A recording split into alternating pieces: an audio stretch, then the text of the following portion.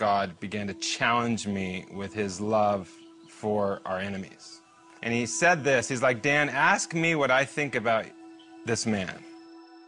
And he asked me the question about the man who was my interrogator, the man who beat me, the man who seemed to hate me the most.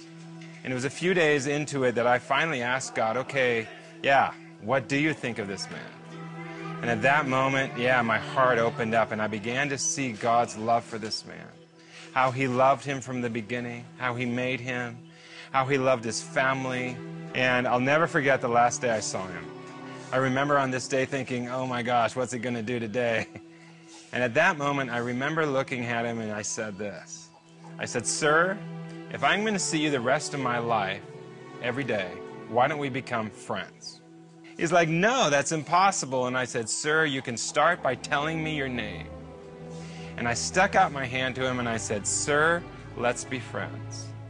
And as I stuck out my hand to shake his hand, he just stood there and he froze. And after a few minutes, he started to shake. And then all of a sudden, I saw his hand creep towards mine, and he shook my hand. And as he's shaking my hand, I saw these tears start to roll down his face. And for about 10 minutes, he just shook my hand, and tears streaming down his face. And he finally looks at me, and he says this. He's like, Dan, and he calls me by my name. My name is Razak, and I would love to be your friend. And it caused me to see that there is no heart too hard for Jesus. That he can change the hardest heart. God taught me to love my enemy. I heard these guards talking about the foreigners, me and my friend. They're Christians, they follow Jesus. And then another one was said, oh, these foreigners, they knew they could have problems when they came here, but they have purpose. They've got a reason to live and a reason to die. And that's what I want. And I heard 3 of these men say, yeah, today we are going to follow Jesus. We are going to follow the way. And if that was part of the reason why God allowed me down there, yeah, so be it.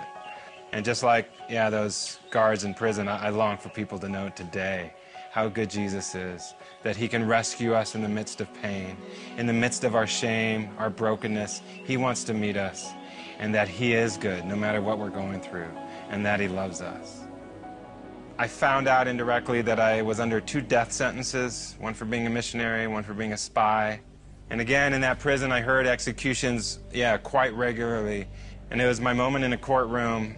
I stood on the stand, hundreds of people in the room, video cameras, judges. And then came the question, tell us today, sir, why? Why did you come to Iran? Something rose up within me, the power of God. And I remember looking at the judge and saying this, I came to Iran to tell you about Jesus Christ. And when I said that, I'm like, oh, what did I say? And all of a sudden, I said it again. And then I said it again. And then something started to grow in my heart. And for about 20 minutes, I just preached the gospel.